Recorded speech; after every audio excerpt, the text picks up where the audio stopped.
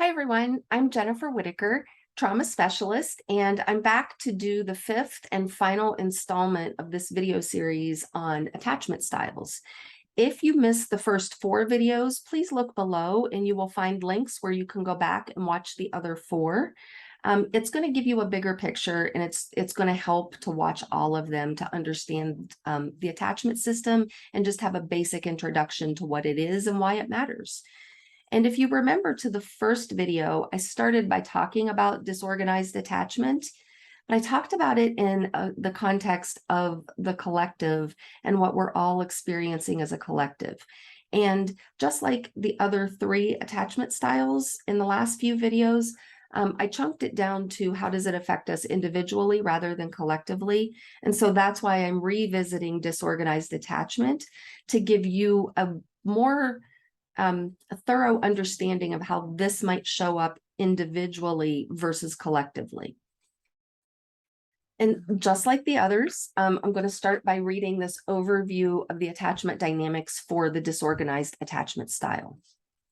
So when our parents or caregivers in childhood are overly fearful themselves, chaotic, or terrifying, we, the children, may become so frightened and confused in relating to our caregivers that a disorganized attachment adaptation develops. And this adaptation describes a conflict between two major biological drives that occur within us. The first is a child will look for, say, a safe attachment figure, somebody they can reach out to. And instead, they find a need to protect themselves through their survival instincts as a way to disattach to this attachment figure. So there's both a leaning in, I want to connect, and a pulling away, I'm too afraid. And so I want to talk for a minute about these two really strong biological drives that are in conflict with each other. And I emphasize that these are biological drives. These aren't just I want desires. These are biological desires that are literally hardwired into our nervous system. And the first is the desire to connect and attach to somebody else. The second one is the desire to survive ourselves. And what's happening physiologically, I'm not going to go into the nitty-gritty details, but just a very general basic overview. The desire to connect is an aspect of the parasympathetic branch of the autonomic nervous system. The social engagement system is part of our parasympathetic nervous system. The desire to survive is part of the sympathetic branch of our autonomic nervous system. So that fight, flight, freeze, tend and befriend, please and appease, some of those different nervous system states are coming through the sympathetic branch. So you're getting a conflict between the two different aspects of the autonomic nervous system. So that's why this is biological and not just get over yourselves and make a different choice. So the biggest hallmark of a disorganized attachment system is a lack of safety. And so how does this develop in childhood? This starts to develop when our caregivers, which are our source of safety and protection, become the source of fear and threat in our lives. And it's often seen in people who were physically, verbally, or sexually abused in childhood. And it's often seen in children who witnessed abuse in their environment, even though they themselves may not have been abused. And this can also stem from other childhood traumas. So other traumas might be a fire that wiped out your home and put your whole family into chaos. There was no abuse intended, but some of those dynamics can relate to a disorganized attachment style later in life as well. So I don't want to make it seem like this all comes from, solely from abuse. But what happens is the child is unable to adapt to the caregiver's behaviors. because the behaviors of the caregiver was so unpredictable and so frightening that the child develops disjointed behaviors in response to that unpredictability of their parents or their caregivers. So they may have sought connection, but simultaneously rejected that connection out of fear. And the greater level of chaos that happens in the environment, especially when there's violence, whether it's verbal or physical violence, or abuse, whether it's verbal or physical abuse, the more likely this attachment adaptation will result. And so it often comes from that really sudden shift in state of a caregiver or a guardian. And that could be going from a state of calm to a state of rage in the snap of a finger, and not understanding why that happened. Or it can come on the flip side where you're getting yelled at and mom's screaming at you and the doorbell rings and all of a sudden mom answers the door 5 seconds later and she's like, oh, hi, how are you? Or she answers the phone and she sounds just fine. There's a real disconnect in there.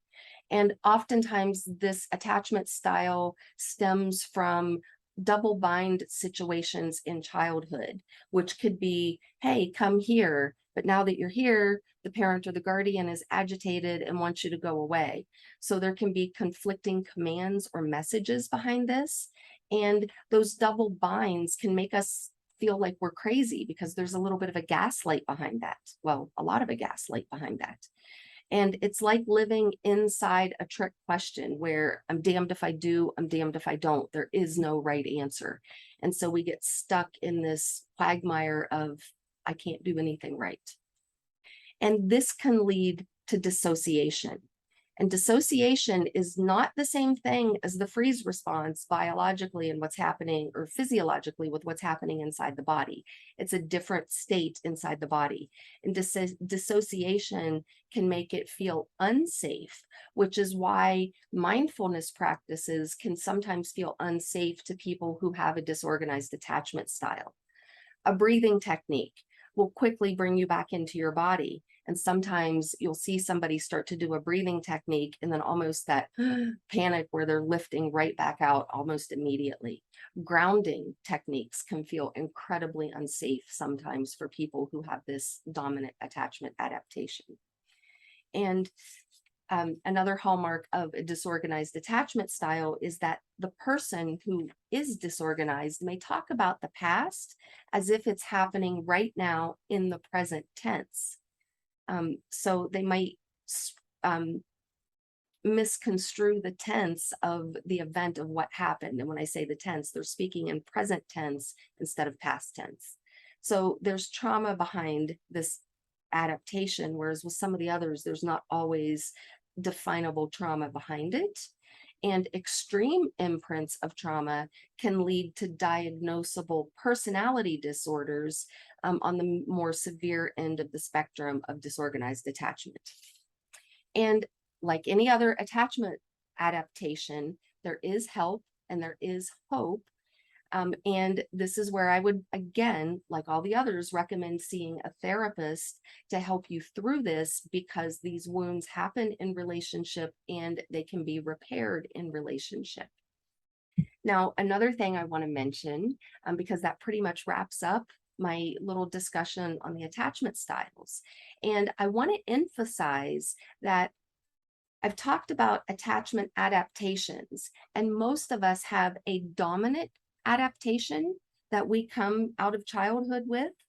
And that doesn't mean that that is our only adaptation. We usually have a mix. So mine is, my dominant adaptation was disorganized.